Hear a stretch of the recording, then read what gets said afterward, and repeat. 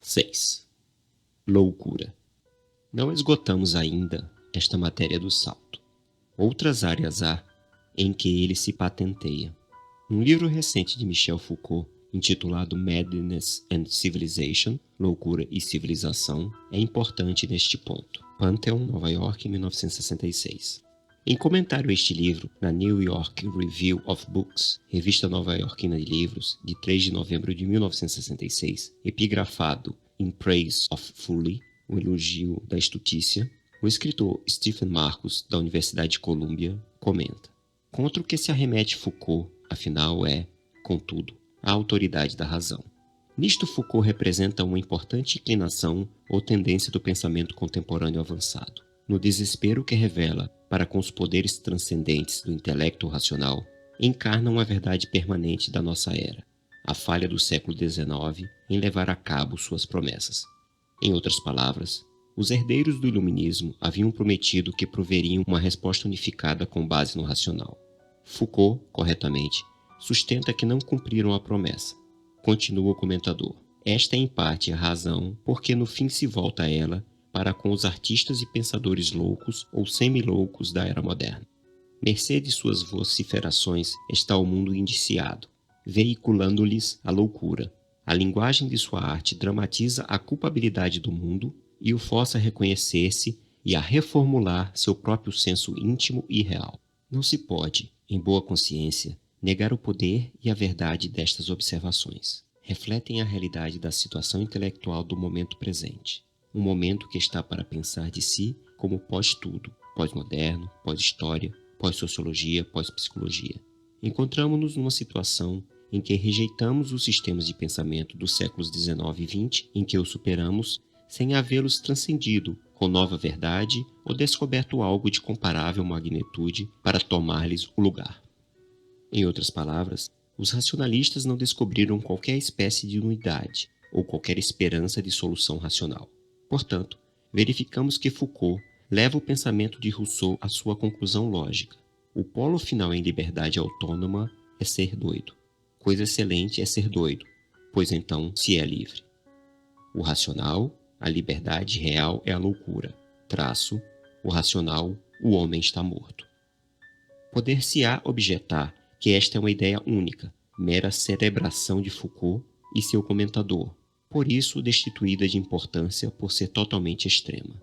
Não obstante, o uso sério de entorpecentes é uma enfermidade mental que o próprio indivíduo se impõe e, como é de se esperar, ela é temporária. Os efeitos dos entorpecentes e da esquizofrenia são estranhamente paralelos e este fato compreendem-no muitos viciados, e há literalmente milhares de indivíduos hoje afeitos aos narcóticos. A revista Newsweek, de 6 de fevereiro de 1967, noticia que os hippies de São Francisco, na Califórnia, estão usando a melodia do hino We Shall Overcome, venceremos, com a letra de We Are All Insane, somos todos malucos. Foucault não está muito distanciado de Aldous Huxley. Não se deve pensar de Foucault como excessivamente isolado para ser de importância na compreensão de nossos tempos e no entendimento do fim da dualidade e da dicotomia. O fim lógico da dicotomia, em que a esperança é separada da razão, é a abolição total de toda a razão. O andar superior no cinema e na televisão. Este conceito quase monolítico se pode sentir no cinema e na televisão, tanto quanto nas demais áreas a que já nos referimos. Os produtores cinematográficos de renome e talento da atualidade, Bergman, Fellini, Antonioni, Schlesinger, os cineastas avançados de Paris ou os duplos novos da Itália, têm todos basicamente a mesma proclamação ou mensagem. Pergunta-se frequentemente qual é a melhor, a televisão americana ou a BBC. Que é que se prefere, morrer de tanta diversão ou sucumbir ao impacto de golpes habilidosamente desferidos? Essa é a alternativa, ao que parece. A BBC é melhor no sentido de que é mais séria, mas está tremendamente do lado da mentalidade do século XX. Assisti a aquele programa da BBC em que se usou um termo indecente. Tal fato é obviamente sério afastamento dos velhos padrões. Todavia, eu diria que se nos fosse facultada a opção e tivéssemos de escolher, preferível ser-nos-ia optar por 10.000 palavras sujas a termos de aguentar a quase subliminal apresentação do pensamento do século XX que se tem na televisão inglesa sem palavras inconvenientes. O que é realmente perigoso é que o povo está assimilando esta mensagem típica da mentalidade do século XX sem ser capaz de entender o que lhe está acontecendo. Esta razão porque esta mentalidade tem penetrado não apenas na esfera dos intelectuais, mas ainda na própria massa de nível cultural mais modesto. Afirmou Bergman que todos os primeiros filmes que fez tinham o propósito de ensinar o existencialismo. Então ele chegou à conclusão, como já havia feito Heidegger antes dele, de que isso não satisfazia, longe estava de ser adequado. Fez, portanto, um filme, O Silêncio, que mostrou a radical mudança operada. É este filme a exposição da crença de que o homem está realmente morto. Introduziu ele um novo tipo de cinema. A máquina de filmagem simplesmente focaliza a vida e a retrata como inteiramente inerme, desprovida de todo sentido, em termos não humanos. É uma série de quadros vagos, imprecisos, não correlacionados em função de qualquer afirmação humana. Esta perspectiva se patenteia também nos escritores negros, nihilistas de nossa era. Nisto é que reside a importância de In Cold Blood, A Sangue Frio, de Truman Capote. Um dos pontos a que se reportaram quase todos os críticos do livro é que Capote não emite nenhum juízo moral em toda a obra. Apenas relata, tomou da arma do crime e escreveu a história, nos moldes típicos em que o faria no computador ligado ao olho mágico da objetiva. Não poucos foram aqueles que se voltaram para O Silêncio e A Sangue Frio, bem como para as obras de outros escritores avançados, na esperança de que abririam uma área inteiramente nova no cinema e na literatura. Que espécie de cinema e de literatura é esta? Não emite juízos, não exibe elementos humanos, apenas declarações ou asserções que um computador ou máquina de filmagem poderiam fazer. Aqui se nos depara a vívida afirmação de que o homem no andar de baixo está morto. Entretanto, a mais estupefaciente exposição cinematográfica de nossos dias não é que está morto o homem do andar inferior, mas a poderosa expressão do que é o homem do andar superior após o salto. O primeiro dos filmes que retratam esta perspectiva foi The Last Year in Mariband, o ano passado em Mariband. Não é conjectura minha. O diretor do filme explicou que é isto que ele queria que a película mostrasse. Essa a razão para os longos e intermináveis corredores e a carência de relacionamento das partes. Se abaixo da linha o homem está morto, acima da linha, após o salto não racional, não o assistem categorias. Não o assistem porque elas se relacionam com a racionalidade e a lógica. Não há, portanto, nem verdade e nem não verdade em antítese, nem certo nem errado. Fica-se a esmo, levado pela correnteza. Julieta dos Espíritos é outro destes vários filmes desta espécie. Disse-me um estudante em Manchester que iria ver pela terceira vez Julieta dos Espíritos com o propósito de determinar o que era real e o que era fantasioso no filme. Nessa ocasião, eu ainda não havia visto a película. Vi-a depois em Londres.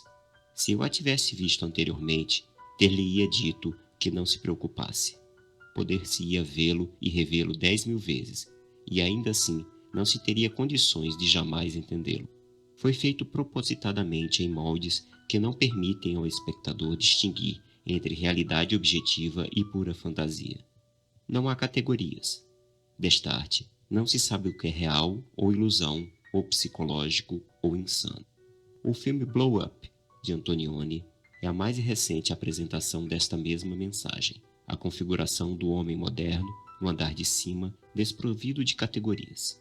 Sublinha o ponto vital neste contexto, o fato de que não há categorias é a razão por que, uma vez aceita a dicotomia, aquilo que se coloca no andar superior é irrelevante. Misticismo do andar superior. O misticismo sem objetivo real, como o designamos anteriormente, é, pois, um misticismo sem categorias, pelo que não importa no andar de cima se fazemos uso de termos religiosos ou não religiosos, sistemas de símbolos de arte ou pornografia. O mesmo princípio caracteriza a nova teologia, abaixo da linha. Não apenas o homem está morto, mas aí Deus também está morto. Os teólogos do Deus está morto dizem com muita clareza: que vantagem há em falar acerca de Deus situado no andar superior se nada lhe sabemos a respeito. Digamos com toda honestidade que Deus está morto. Com o fundamento que temos esboçado no campo da cultura geral, podemos agora ver por que estes teólogos estão cansados do jogo. Por que nos preocuparmos com todas essas palavras e conceitos polarizados em Deus? Por que não simplesmente declararmos que tudo está acabado e aceitarmos a conclusão racional do andar inferior de que Deus está morto? Portanto, pode-se esquematizar a teologia liberal da atualidade da seguinte forma: não racional, apenas o termo conotativo Deus, conteúdo nenhum quanto a Deus, não há Deus pessoal, traço, racional, Deus está morto, o homem está morto.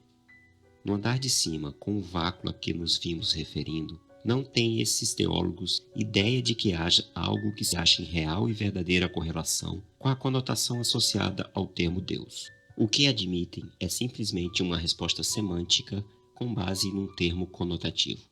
Em cima, a nova teologia fica apenas com um outro filosófico, o tudo infinito e impessoal. Com isto, nós que representamos o pensamento ocidental somos levados próximos ao Oriente. Esta classe de teólogos perdeu de todo a noção do Deus único, infinito e pessoal da revelação bíblica e da reforma. A teologia liberal, afeiçoada ao pensamento da atualidade, tem apenas palavras conotativas de deidade em substituição. T.H. Huxley demonstrou ser em tudo isto profeta de penetrante visão. Declarou ele, em 1890, Science and Hebrew Tradition, A Ciência e a Tradição Hebraica, volume 4, coleção de ensaios de Huxley, Macmillan, Londres, 1902, que viria o tempo quando os homens removeriam todo o conteúdo da fé e especialmente das narrativas bíblicas pré-abrâmicas. Então, não mais em contato com o fato de qualquer espécie, a fé se sobreleva agora e para sempre altivamente inacessível aos ataques dos infiéis. Porque a teologia moderna aceitou a dicotomia e removeu do mundo do verificável as coisas da religião. Está ela hoje na situação do que o velho Huxley profetizou.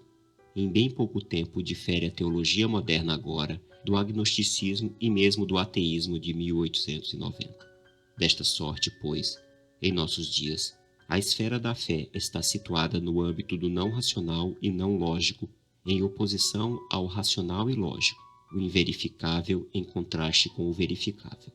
Os teólogos do presente usam palavras conotativas de preferência a termos definidos, vocábulos tomados como símbolos sem qualquer definição, em contraste com os símbolos científicos sempre cuidadosamente definidos. A fé não se submete a desafios porque ela pode ser qualquer coisa que se deseje.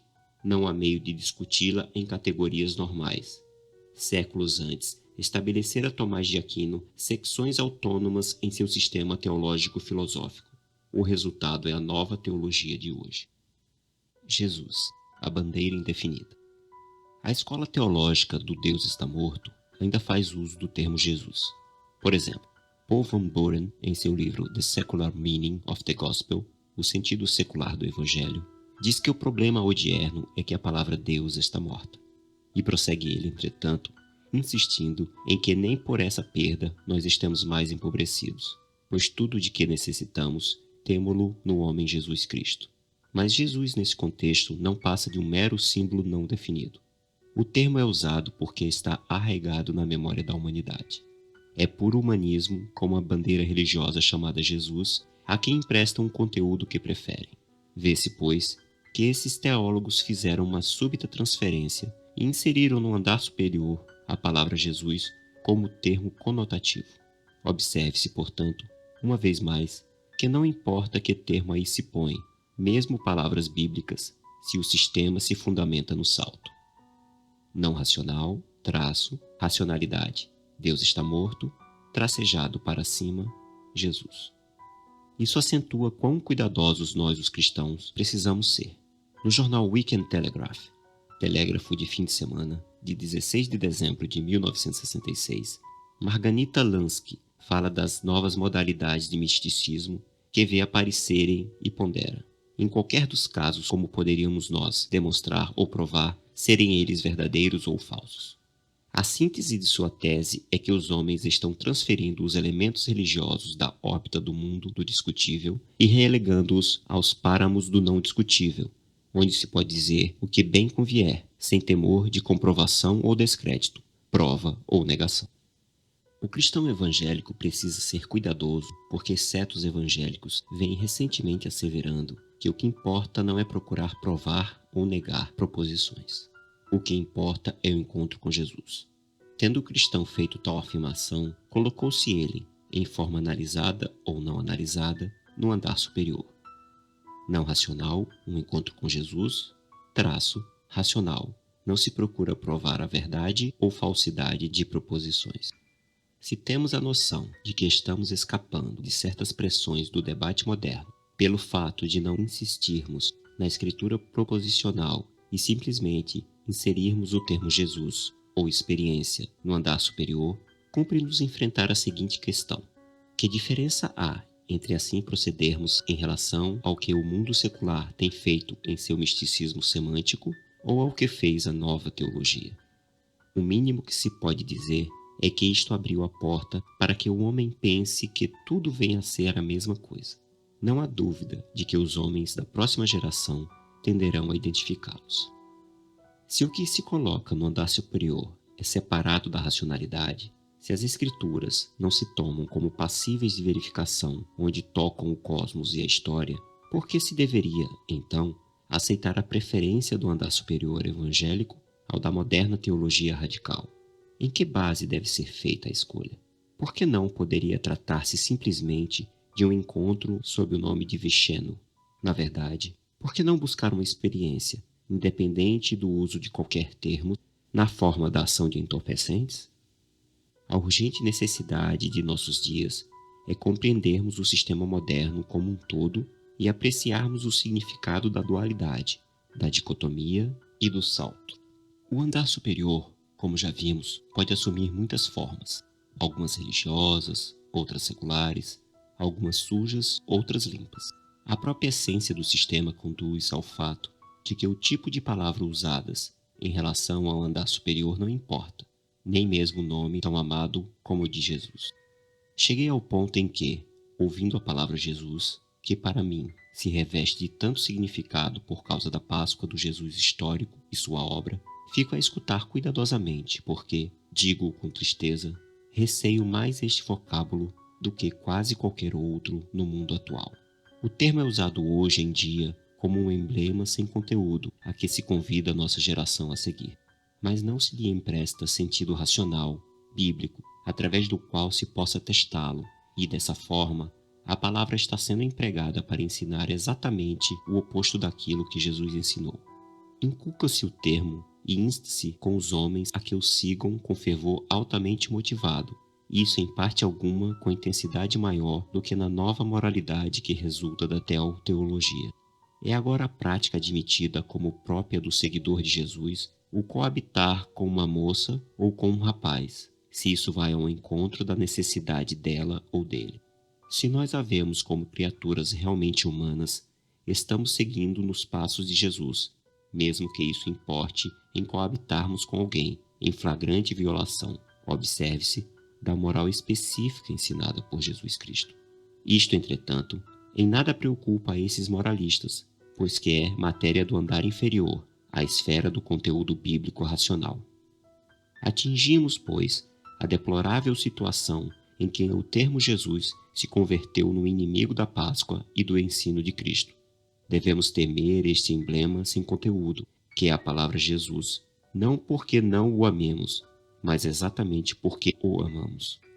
Devemos combater esta bandeira sem conteúdo com uma motivação profunda, enraizada nas lembranças da humanidade, que está sendo manipulada para os fins da forma e do domínio sociológicos. Devemos ensinar a nossos filhos espirituais a também assim procederem.